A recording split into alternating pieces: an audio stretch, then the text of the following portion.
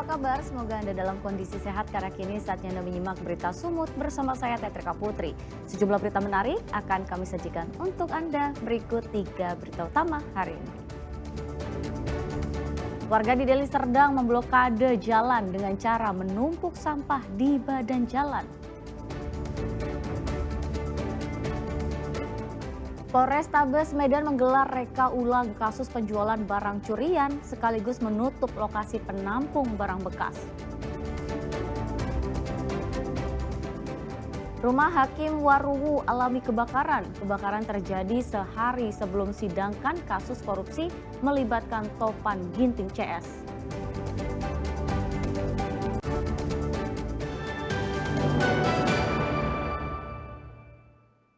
Ya, kita ke informasi pertama. Polrestabes Medan menggelar reka ulang kasus penjualan barang curian sekaligus menutup lokasi yang diduga dijadikan tempat untuk menampung barang bekas. Penutupan lokasi tersebut untuk memutus mata rantai jual beli barang curian.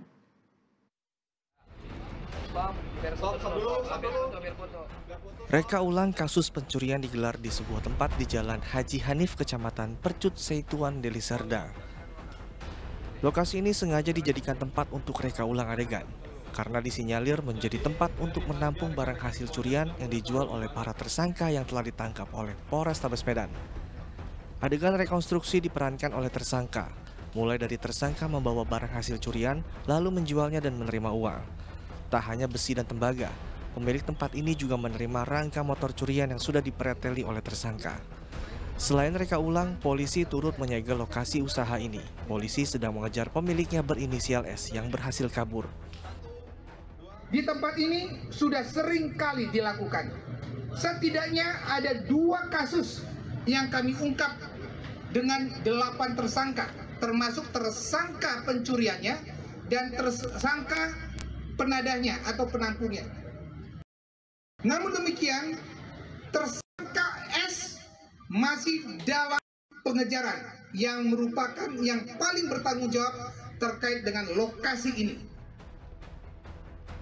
Dalam sebulan terakhir, Polrestabes Medan berhasil mengungkap 159 tindak kejahatan dengan total sebanyak 219 tersangka.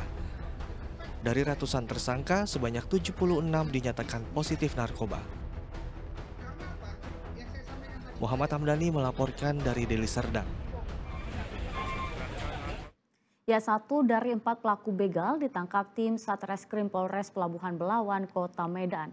Selain mengambil motor milik korban, pelaku juga melukai korban hingga mengalami kritis di rumah sakit. 1 dari 4 orang pelaku pencurian dengan kekerasan berjalan terpincang saat digiring petugas guna mengikuti rilis pengungkapan kasus tindak kejahatan jalanan di wilayah hukum Polres Pelabuhan Belawan. Pelaku yaitu Rudi yang berusia 18 tahun kini telah ditetapkan sebagai tersangka. Terbukti ia bersama 3 orang rekannya melakukan tindakan begal di Jalan Simpang Belawan, Kota Medan pada 27 Oktober lalu. Dalam aksinya, tersangka terlebih dahulu meminta uang pada korban, kemudian memaksa mengambil motor karena tidak diberi uang. Korban juga sempat menerima tembakan panah dari rekan tersangka, sehingga korban mengalami kritis di rumah sakit. Melihat korbannya tak berdaya, tersangka dan ketiga lainnya pergi meninggalkan korban. Tersangka MR alias Ing melakukan pembacokan menggunakan celurit. Kemudian tersangka lainnya Budi Ngok-Ngok melakukan panah dengan jari-jari yang terbuat dari besi sehingga melukai pipi sebelah kanan. Dan tersangka berhasil kami amankan. Dan pada saat penangkapan tersangka melakukan perlawanan terhadap petugas sehingga kami. Hingga kini polisi masih mengejar 3 pelaku lainnya. Sementara akibat perbuatannya tersangka diancam hukuman 15 tahun penjara. Muhammad Hamdani melaporkan dari Medan. Ya, seorang aparatur sipil negara Dinas Kesehatan Kabupaten Deli Serdang viral usai mengeluhkan adanya pungutan liar dalam proses kenaikan pangkat. Gubernur Sumut akhirnya memanggil Bupati Deli Serdang. Kabupaten Deli Serdang BKD-nya Pak, saya merasa teraniaya, saya merasa dijolimi, Saya udah mau pensiun. Seorang ASN Dinas Kesehatan Deli Serdang mengeluh pungutan liar dalam proses pengurusan administrasi kenaikan pangkat. Videonya beredar luas di media sosial.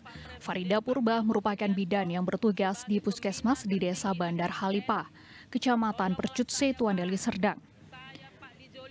Gubernur Sumatera Utara akhirnya memanggil Bupati Deli Serdang dan ASN yang mengeluhkan pungutan liar itu.